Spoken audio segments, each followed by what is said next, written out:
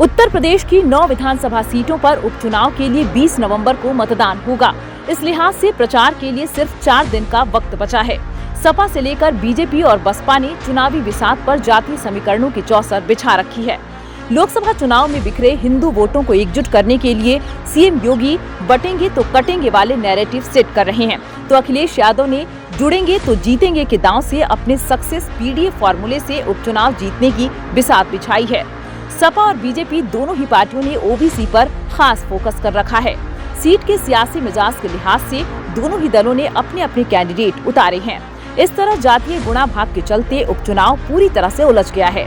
जहां एक सीट पर बीजेपी के संग मजबूती से खड़ी जाति दूसरी सीट पर सपा के साथ खड़ी नजर आ रही है। गाजियाबाद से लेकर मझवा विधानसभा सीट तक ऐसी स्थिति दिख रही है और सीधी लड़ाई सपा बीजेपी के बीच है। लेकिन कुछ सीट पर बसपा ने चाल बिगाड़ रखी है। अखिलेश यादव ने लोकसभा चुनाव में जिस जातीय फॉर्मूले के जरिए 37 सीटें जीती थी, जिसमें 25 पिछड़ी जाति के सांसद बने थे, उपचुनाव जीतने के लिए भी सपा ने वही दांव चला है। सपा के 9 प्रत्याशियों में 4 मुस्लिम, 3 ओबीसी और 2 दलित समुदाय से हैं। सपा ने ओबीसी में यादव, निषाद और कुर्मी समुदाय पर दांव खेला है। किसी भी सवर्ण समुदाय का उम्मीदवार नहीं उतारा है, जिसके संकेत साफ हैं कि सपा की रणनीति पीडीएफ फॉर्मूले से उपचुनाव जीतने की है। सपा ने मुस्लिम बहुल विधानसभा सीटों पर मुस्लिम को टिकट दिया है, लेकिन यादव, कुर्मी और निषाद समुदाय के प्रत्याशी को उतारकर जीत को दोहराने की रणनीति है। सपा के सक्सेस फॉर्मूले को काउंटर करने का दांव बीजेपी ने चला है। बीजेपी ने अपने कोटे की 8 सीटों में से 4 सीट पर ओबीसी, 3 सवर्ण और 1 दलित समुदाय से उम्मीदवार को उतारा है। बीजेपी ने ओबीसी में यादव, कुर्मी, मौर्य और निषाद समुदाय के प्रत्याशी उतारे हैं। बीजेपी की सहयोगी जयंत चौधरी की पार्टी आरएलडी मीरापुर सीट पर चुनाव लड़ रही है, जहां से अति पिछड़ी जाति से आने वाले पाल समुदाय से प्रत्याशी बनाया है।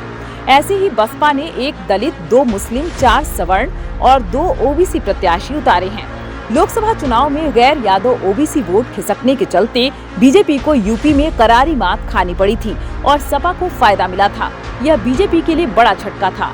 पीडीएफ फॉर्मूले के जरिए ओबीसी के बड़े वोट बैंक को सपा अपने पाले में करने में कामयाब रही है, खासकर कुर्मी, मौर्य और निषाद समुदाय को। इसके अलावा दलित वोट ने भी बीजेपी और बसपा की जगह सपा कांग्रेस गठबंधन को तवज्जो दी थी। सीएम योगी आदित्यनाथ अपनी प्रचार शैली के सहारे जातीय सामंजस्य को साधने में लगे हैं और अपनी हर रैली में एक ही बात दोहरा रहे हैं, बटेंगे तो कटेंगे। इस तरह हिंदू एकता के मिशन पर बीजेपी उपचुनाव में अपनी जीत की उम्मीद लगाए हुए है। सीएम योगी के अलावा बाकी सभी नेता जमीन पर उतरकर समीकरणों और समाजों को एक करने और बंटने नहीं देने की कवायद में जुटे हैं। वहीं सपा की पूरी कोशिश लोकसभा चुनाव में आए ओबीसी वोटों को साध कर रखने की है, जिसके लिए अखिलेश यादव अपनी रैलियों में एक ही बात दोहरा रहे हैं, जुड़ेंगे तो जीतेंगे। इसके जरिए ओबीसी की जातियों को एकजुट रहने की अपील कर रहे हैं। उपचुनाव की लड़ाई काफी रोचक बनती जा रही है और एक पैटर्न पर चुनाव होता नजर नहीं आ रहा है। हर सीट का अपना सियासी मिजाज और उसका जातीय समीकरण है। लोकसभा चुनाव में सपा के पक्ष में एकजुट हुए ओबीसी वोटों को बीजेपी ने जातियों में बिखरने का दांव चला है, जिसके चलते एक सीट पर जो जाति किसी एक पार्टी के साथ खड़ी है, वो दूसरी सीट पर दूसरी पार्टी के साथ दिख रही है। कटेहरी सीट पर कुर्मी वोट सपा के साथ खड़ा है, तो निषाद वोटर बीजेपी के साथ दिख रहा है। ऐसे ही मझवा सीट पर मौर्य समाज बीजेपी के साथ खड़ा है, तो निषाद समाज सपा के संग दिख रहा है। कटेहरी सीट पर सपा के साथ खड़ा रहने वाला कुर्मी वोटर फूलपुर में बीजेपी के उम्मीदवार दीपक पटेल के साथ दिख रहा है। इसकी वजह यह है कि बीजेपी ने कुर्मी समाज का प्रत्याशी उतार रखा है। मझवा में सपा ने निषाद तो कटेहरी में कुर्मी को टिकट दिया है। बीजेपी ने मझवा में मौर्य और कटेहरी में निषाद जाति का प्रत्याशी उतारकर जातीय गणित को पूरी तरह से उलझा दिया है। बीजेपी ने ये सोची समझी रणनीति के तहत दांव चला है, ओबीसी की जातियों में गठजोड़ न हो।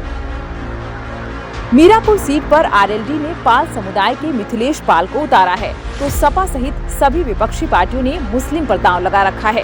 गुर्जर जाट बहुल होने के बाद भी पाल समाज को टिकट दिया है, जिसके चलते आरएलडी की सियासी टेंशन बढ़ गई है।